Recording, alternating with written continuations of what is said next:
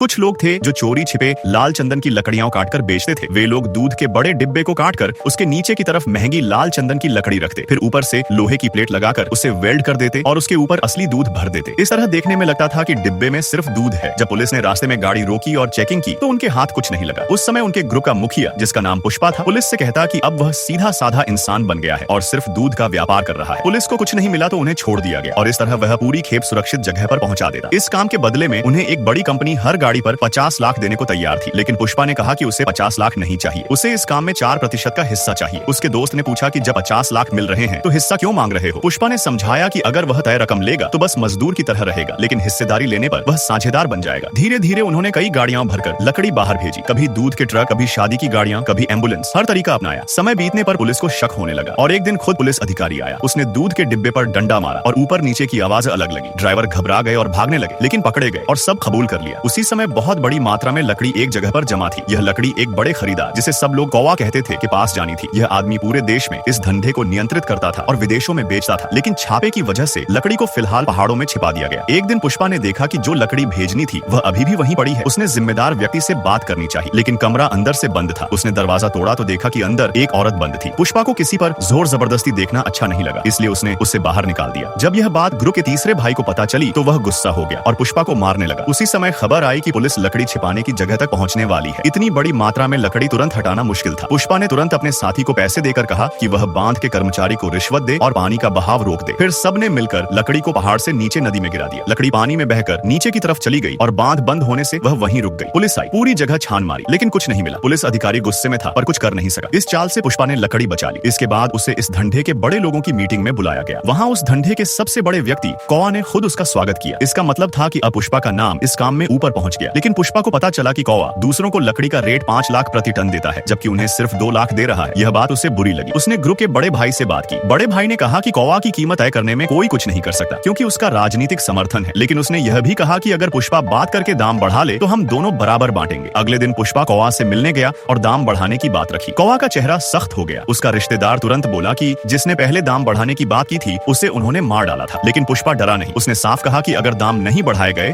तो वह लकड़ी किसी और को बेच देगा। यह कहकर वह वहां से चला गया। लेकिन थोड़ी देर बाद वापस आया। उसने कौवा का फोन उठाया और सामने ही दूसरे खरीदार से सौदा पक्का कर लिया। इससे कौवा और उसका परिवार नाराज हो गए और झगड़ा शुरू हो गया। पुष्पा ने वहां मौजूद लोगों को हरा दिया और निकल आया। अब उसकी और कौवा की दुश्मनी पक्की हो गई थी। रात को उसने अपने दोस्त के साथ कौवा के दुश्मन से मुलाकात की और करोड़ों का डील फाइनल किया।